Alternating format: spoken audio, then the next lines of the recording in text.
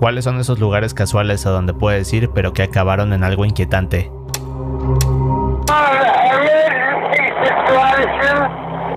Hoy vamos a ver 5 historias sobre esto.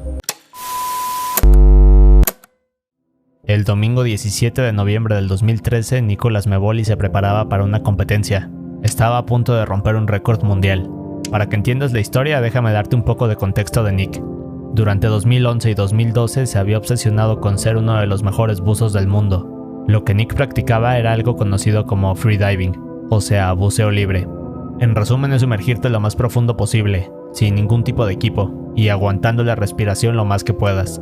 En todo el mundo hay un buen de competencias de esto, y de hecho se considera un deporte extremo. Lo que pasa cuando haces este tipo de práctica es que tus pulmones se comprimen al tamaño de una manzana, debido a toda la presión del agua. Bueno, pues en estos años Nick se había obsesionado con este deporte, así que se la pasa practicando y entrenando bajo el agua. De hecho, en algunas competencias había tenido problemas, que afortunadamente no terminaron en nada malo. Por ejemplo, en esta foto se ve a Nick desmayado bajo el agua y siendo rescatado por el equipo de seguridad de esa competencia. Pero con esto te das una idea de lo competitivo y determinado que es Nick. Cada vez que algo salía mal, solo regresaba a practicar y se volvía mejor.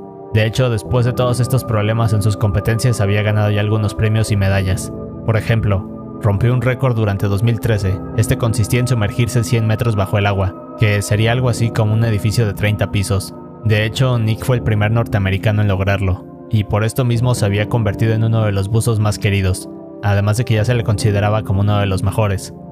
Pero regresemos a noviembre del 2013. Nick está a punto de competir en este lugar conocido como el Vertical Blue, que es este hoyo en medio del mar de más de 200 metros de profundidad en las Bahamas. Lo que debe de hacer Nick es llegar a los 72 metros, y con esto romperá un récord mundial.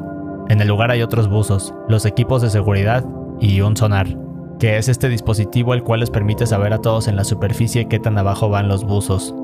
Para este punto Nick está más que listo, y llevaba ya meses practicando para aguantar la respiración por más de 3 minutos, porque eso es lo que había calculado que le tomaría llegar a esta marca de los 72 metros y después regresar a la superficie. Nick entonces se sumerge en este hoyo, y comienza a nadar hasta que todos lo pierden de vista.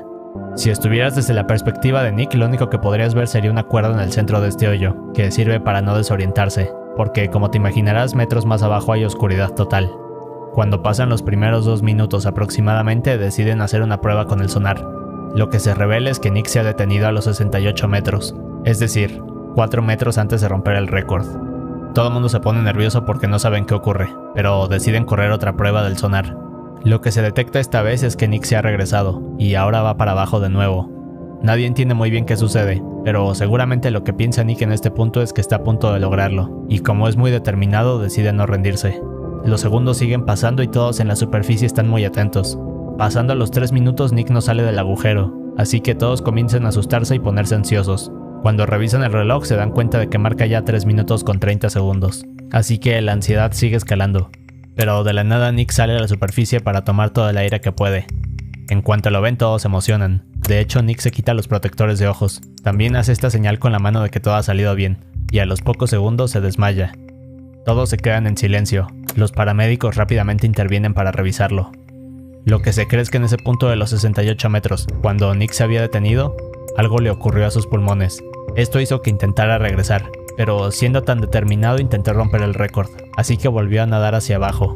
Solo que no logró llegar para romper el récord, y en este momento se dio cuenta de que algo no estaba bien. Lo que se piensa entonces es que Nick intentaba llegar a la superficie lo más rápido que pudo, pero durante casi 2 minutos aproximadamente estuvo respirando agua, y finalmente cuando llegó a la superficie colapsó. El reporte final de lo que le sucedió a Nick es que tuvo un edema pulmonar. Cuando le extrajeron el agua de los pulmones tenía 8 litros aproximadamente. Esta es la foto que se le tomó en cuanto llegó a la superficie, y a unos instantes de que colapsara para no volver a levantarse. Y creo que su mirada de horror lo dice todo.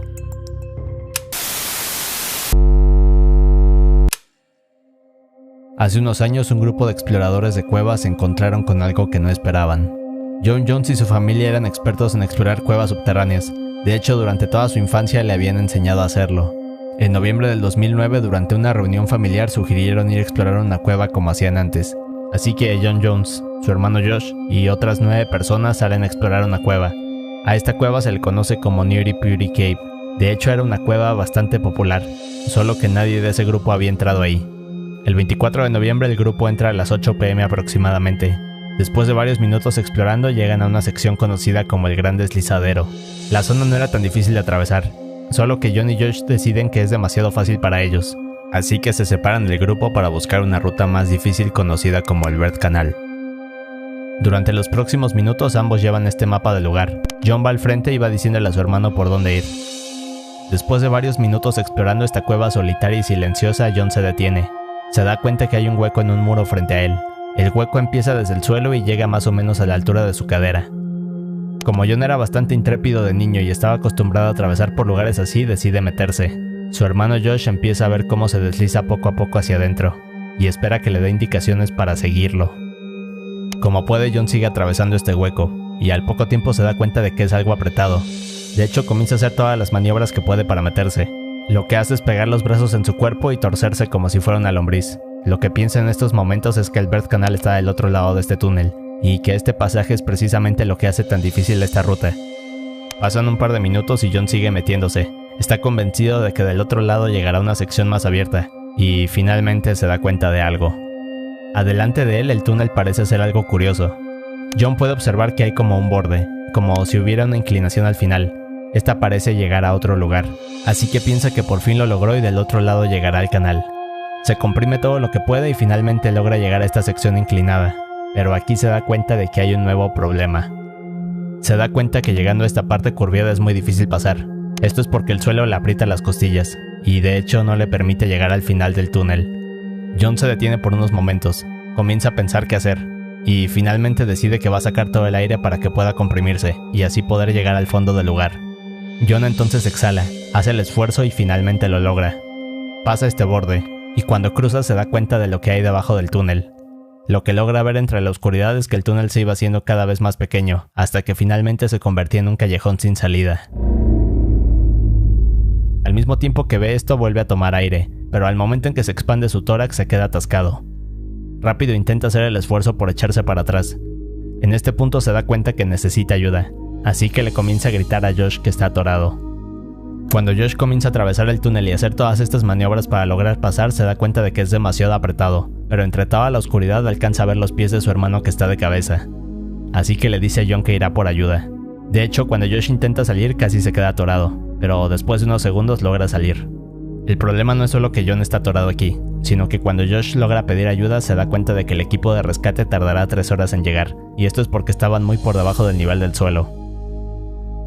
Así que el tiempo pasa, y después de 3 horas y media el equipo de rescate llega con John. La primera persona que entra a este túnel se llama Susie. De hecho, cuando logra llegar hacia John lo saluda, y le pregunta cómo se encuentra. De acuerdo con la historia de Susie, John simplemente le da las gracias, y también dice que quiere salir de este hueco, pero lo que alcanza a notar Susie es que John tiene un tono de voz bastante triste y cansado. Así que Susie comienza a alumbrar todo el túnel con su linterna. Intenta ver si hay alguna manera fácil de sacar a John. De hecho, el equipo de rescate llega a la conclusión de que no es una tarea sencilla, sino que podría tomar horas o días para lograrlo. Solo que en este momento se dan cuenta que hay un problema adicional. La posición en la que está John es peligrosa. El cuerpo humano no está hecho para estar en una posición de cabeza. Cuando pasa esto, toda la sangre del cuerpo se va al cerebro, después el corazón empieza a tener problemas, y finalmente las extremidades se van durmiendo poco a poco. Recuerda que para este punto John lleva poco más de 4 horas en esta posición. Los rescatistas se dan cuenta de que John tiene de 8 a 10 horas para ser sacado de ahí, antes de que su cuerpo colapse. Durante el próximo par de horas los rescatistas intentan hacer de todo. Por ejemplo, lo primero que hacen es poner una cuerda alrededor de sus pies, después lo intentan jalar, pero esto no funciona. Más adelante logran construir este sistema de poleas, intentan encontrar los ángulos correctos, y finalmente cuando lo hacen funcionar, John apenas se mueve unos centímetros hacia atrás. Durante las próximas horas el equipo de rescate sigue haciendo todo lo que puede, y entre todo este caos notan que John cada vez está más callado. De hecho, sus respiraciones bajan poco a poco. Se calcula que en este punto John tiene los pulmones llenos de sangre, así que aunque se mantiene consciente es como si se estuviera ahogando. Cuando se dan cuenta de esto, los rescatistas hacen todo lo que pueden, y logran crear un nuevo sistema de poleas para sacar a John. Solo que el problema no era el cuerpo de John, o qué tan apretado estuviera el túnel. En realidad lo que hacía difícil el rescate era el ángulo en el que estaba la cueva. Al momento de intentar jalar el cuerpo hacia atrás, las piernas de John se atascaban con el túnel. La única manera que tienen es romperle las piernas a John para que pueda doblar el cuerpo y jalarlo hacia la entrada por encima del borde. Cuando los rescatistas comienzan a planear esta opción, se dan cuenta que si hacen esto harán que John caiga en un shock. Durante los siguientes minutos se ponen a discutir más opciones, y aquí es cuando todo el equipo de rescate llega a la conclusión de que sacar a John es imposible. 27 horas después de esto, John fue declarado como fallecido. A la cueva Newry Puri se le puso una capa de cemento y actualmente cubre la entrada. Esta foto es donde podemos ver a John explorando la cueva unos instantes antes de que quedara atorado, y jamás se le pudo sacar de este lugar.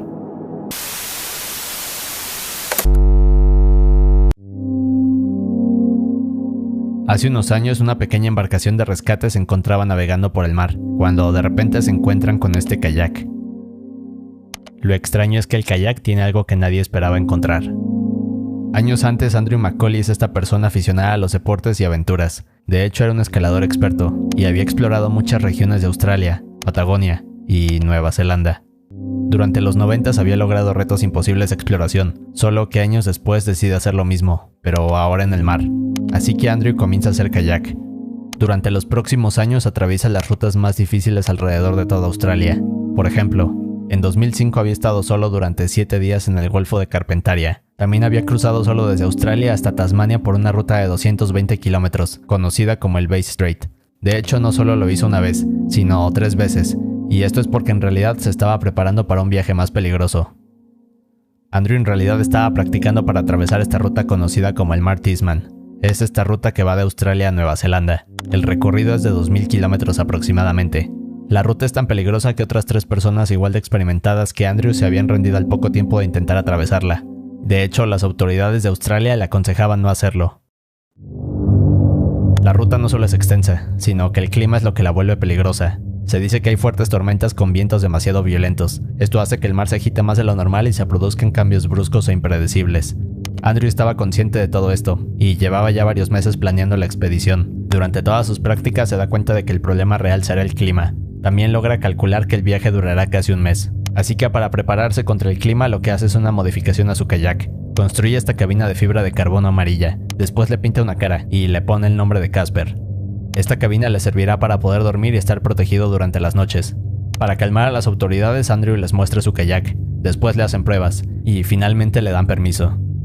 Andrew entonces se prepara, toma un teléfono satelital, su radio de emergencias, un GPS y su cámara. Sale de viaje en diciembre del 2006, comienza a pelear contra el mar. Atraviesa un buen de tormentas, pero en solo 48 horas decide rendirse y regresar. De acuerdo con su historia, tuvo que volver porque durante la noche la temperatura era más baja de lo que esperaba, así que necesitaba mejorar su equipo para dormir.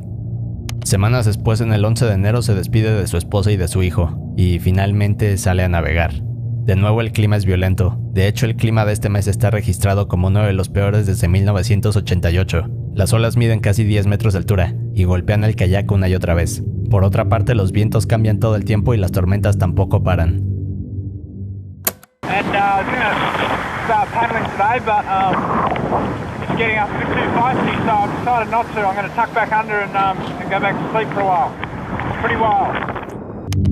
Por las fotos y videos de Andrew se sabe que tuvo que permanecer bajo Casper durante 28 horas.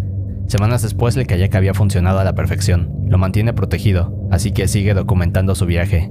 But I got to keep it together and really focus and make sure that I pull this off successfully because I've just got too many things to go back to. I've got a beautiful wife, I had a beautiful son, little Finlay. He's just the most gorgeous kid in the world. Can't wait to see you again, Daddy. Be home soon, okay? Para el 8 de febrero, Andrew había logrado lo imposible. Logra atravesar 2/3 partes del trayecto. El clima ya no es inestable, y de hecho está a pocos kilómetros de llegar a su meta. Todo luce tan bien que toma su teléfono satelital y le escribe a su esposa. El mensaje dice: "Nos vemos el domingo a las 9 a.m". Así que todos están emocionados por ver a Andrew. Lo esperan en Nueva Zelanda para verlo completar este desafío imposible.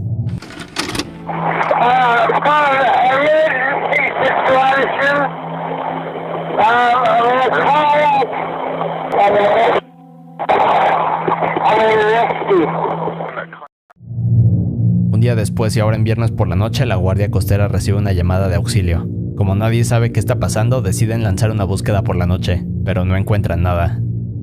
Para el sábado temprano mandan más equipos de rescate, y horas después una embarcación logra encontrar a Andrew, o más bien el kayak abandonado de Andrew en perfectas condiciones.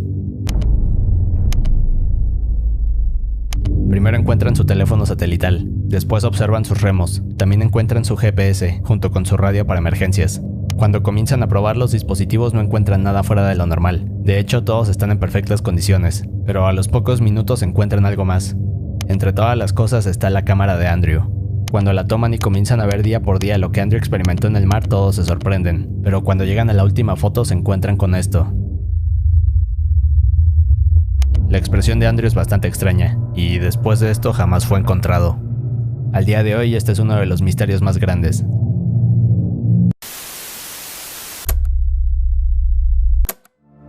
En Japón está esta montaña muy conocida como Daisetsu-san, y es relativamente fácil llegar a la cima de este lugar. Lo único que debes de hacer es prestar atención al camino que está frente a ti. Solo que hay un pequeño detalle que muchos olvidan, y es que en cuanto empiezas a cruzar este camino llegas a una sección diferente. En esta sección lo que se puede ver es un terreno plano, y aquí es donde muchos se confunden. Se dice que para saber si vas por la ruta adecuada debes de ver a la distancia, después buscar una piedra grande de forma cuadrada. De hecho, esta piedra lleva el nombre de piedra segura. Cuando llegas a esta roca vas a ver el camino de nuevo, y podrás seguir hasta la cima de manera segura. Pero lo que no te dije es que en este mismo terreno y a la distancia hay una piedra más, y esta se llama piedra segura falsa. Es prácticamente igual a piedra segura, y también la puedes ver en cuanto llegas a este terreno. Pero si tomas el camino de esta piedra falsa llegarás a un bosque de bambús, y aquí te perderás eventualmente. En julio de 1989 dos hombres estaban caminando hacia la cima de esta montaña. Después de varios minutos llegan a este terreno plano. Cuando miran a su alrededor ven la piedra cuadrada, así que toman esta ruta. Como podrás imaginarte, lo que tomaron fue la ruta de la piedra falsa, así que después de varios minutos llegaron a este bosque de bambús. Como estaban seguros de que iban por el camino correcto, comienzan a atravesar el bosque, y finalmente se pierden. Horas después por la noche, su familia decide reportarlos como desaparecidos. Las autoridades comienzan a buscarlos por la montaña, pero es demasiado difícil ver entre todo esto, porque este bosque de bambús es demasiado denso. De hecho, después de varios días casi se suspende la búsqueda. Pero lo que hacen el 24 de julio es mandar otro helicóptero. Después de horas buscando alrededor de esta montaña logran ver algo. Lo que encuentran es este terreno sin bosque, y en medio de todo esto pueden ver esta señal, y dice SOS. El piloto rápidamente regresa y avisa a los demás equipos de rescate sobre este lugar. Horas después todos logran acercarse a unos kilómetros cerca de esta zona, solo que poco antes de llegar aquí dos hombres salen del bosque. Afortunadamente estos eran los dos exploradores que estaban buscando. Ambos estaban en pésimo estado, así que rápido lo suben al helicóptero. Durante los próximos días se recuperan. Todos están felices porque el rescate fue exitoso. De hecho, el piloto se acerca a ellos para felicitarlos por haber hecho la señal de rescate, y en este punto ambos exploradores se confunden, así que le dicen que ellos no construyeron ninguna señal de rescate. Como podrás imaginarte, el equipo de rescate se puso en alerta. Rápidamente lanzan una nueva búsqueda, pero esta vez se aseguran de ir directamente al sitio donde está colocada la señal. Cuando llegan aquí y comienzan a explorar los alrededores, se encuentran un hoyo cerca de un árbol. En cuanto se asoman a ver el interior, descubren una mochila. Cuando la abren, logran sacar una licencia de conducir junto con otros objetos. Esta licencia traía el nombre de esta persona llamada Kenji Iwamura. Resulta que tiempo atrás Kenji estaba hospedado en esta cabaña cerca de la montaña. Un día temprano le dijo al dueño del lugar que saldría a caminar hasta la cima. Cuando todo el día transcurrió y el dueño se da cuenta de que Kenji no ha regresado, decide hacer el reporte. Eventualmente la búsqueda comienza. Todos los rescatistas exploran la montaña. Buscan por todos lados en este bosque, pero Kenji jamás aparece. Así que todos se comienzan a preguntar qué le sucedió. Al final de todo nunca se logró resolver esta historia, pero regresemos entonces 5 años después a cuando encontraron a estos dos hombres. Además de la licencia de conducir, otra cosa que encontraron en esta mochila fue una grabadora de voz. Cuando pican el botón de play escuchan esto.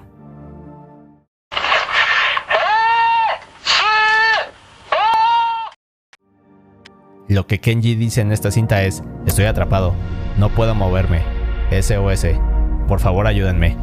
Estoy en el punto donde vi el helicóptero por primera vez, pero el bambú está demasiado grueso, no puedo moverme, por favor sáquenme de aquí. En este momento los investigadores se dan cuenta de que la señal de SOS era en realidad de Kenji, pero lo extraño es que no pueden ver dónde se encuentra, así que durante las próximas horas siguen buscando, y finalmente se encuentran con algo para cerrar este caso. Solo que antes de ver qué encontraron, veamos lo que dicen las historias de internet sobre el día que Kenji desapareció. Por lo que se cree, Kenji caminaba por el camino hacia la cima, cuando también se encontró con la piedra falsa. En este momento toma el camino equivocado, y continúa hasta llegar al bosque de bambús. Muchas horas pasaron. Kenji está desesperado por encontrar el camino de regreso al terreno donde están las piedras, solo que se da cuenta que es muy tarde y ahora está perdido. Lo que hace entonces es atravesar el bosque por donde puede y bajar de la montaña poco a poco hasta llegar al punto más bajo. Al poco tiempo de seguir encuentra una pequeña bajada. Como puede se avienta. En cuanto cae da un par de pasos, pero se da cuenta que más bien está en una orilla. De hecho, cuando se asoma por esta orilla lo que logra ver es todo lo que hay debajo, y se da cuenta que está en una zona muy elevada. También se da cuenta que es imposible dar un salto, porque sería mortal.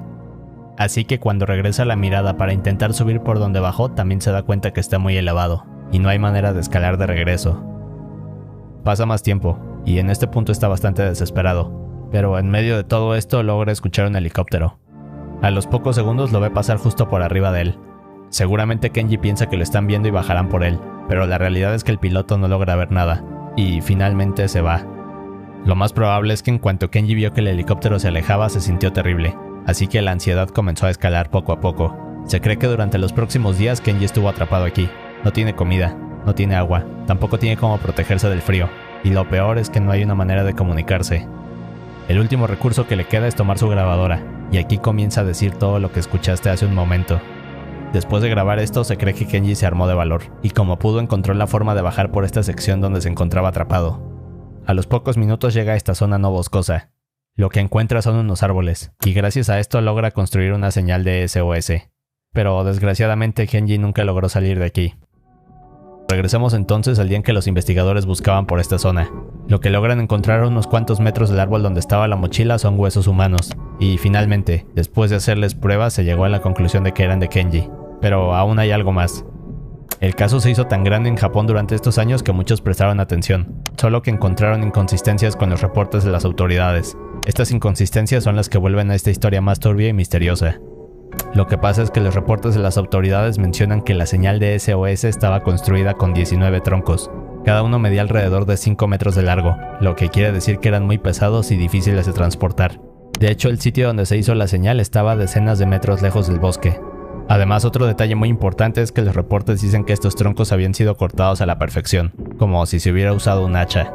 Todo esto quiere decir que Kenji hubiera tenido que hacer el esfuerzo de cortar primero los árboles, después hacer los troncos, y finalmente llevarlos uno por uno arrastrando hasta el centro de este terreno. En pocas palabras, esto requiere un esfuerzo terrible. Kenji no hubiera podido hacer esto después de días sin comer, sin agua, y a esto súmale que llevaba días caminando. Aparte de todo esto, cuando se le hizo la autopsia, el médico también reveló que era imposible que Kenji lograra hacer esta señal. Esto por el estado en que se encontraba. Pero lo más obvio y extraño es que Kenji no llevaba un hacha o algún objeto para cortar árboles. De hecho, cuando buscaron por toda la montaña no se encontró nada que sirviera para esto. Otro detalle que la policía dejó sin resolver es que primero dijeron que los huesos que habían encontrado eran de una mujer con un tipo de sangre, pero a los pocos días cambiaron la versión y dijeron que eran los huesos de Kenji con otro tipo de sangre. También se le mostró la grabación a los padres de Kenji, pero cuando la escucharon dijeron que la voz no era la de su hijo. Así que lo que muchos creen es que los restos de Kenji siguen perdidos en este bosque, y al día de hoy tampoco se sabe quién fue realmente quien hizo esta señal de SOS.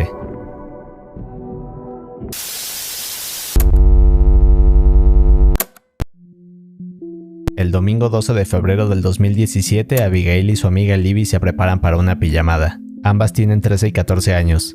Están emocionadas porque habrá una fuerte nevada que les dará un día libre de clases. Así que la noche pasa y al día siguiente se levantan temprano. Se dan cuenta que no ha nevado, pero de repente les llega la noticia de que efectivamente sus clases se cancelaron porque aún hay riesgo de una tormenta. Como tienen el día libre, planean qué hacer. Después de unos minutos tienen la idea de explorar un puente abandonado llamado Monon. El lugar es esta vía de tren antigua que cruza por un terreno elevado sobre el agua, pero ha estado abandonado desde 1980.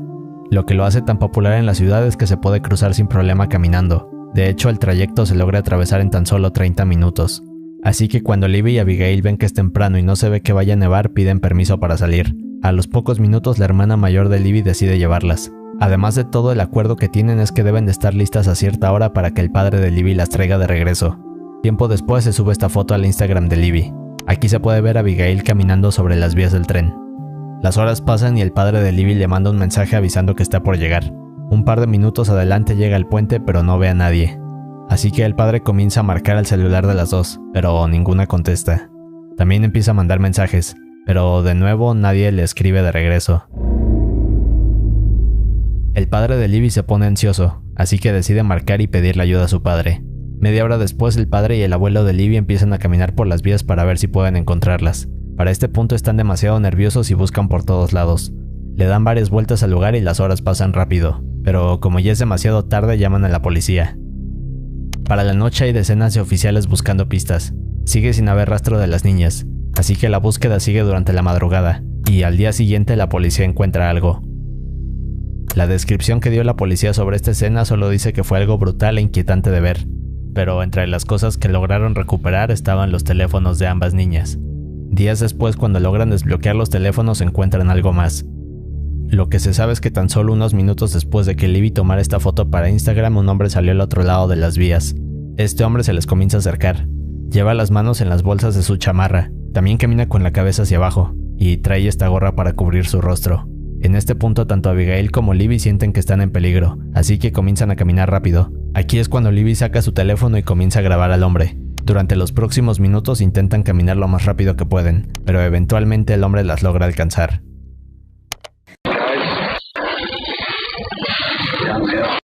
En este fragmento se ve cómo les pide que se bajen de las vías. La versión de la policía dice que en realidad el video es muy largo, pero se decidió compartir este fragmento en caso de que alguien pudiera ayudar a identificar a este hombre. Al día de hoy nadie ha podido dar con él.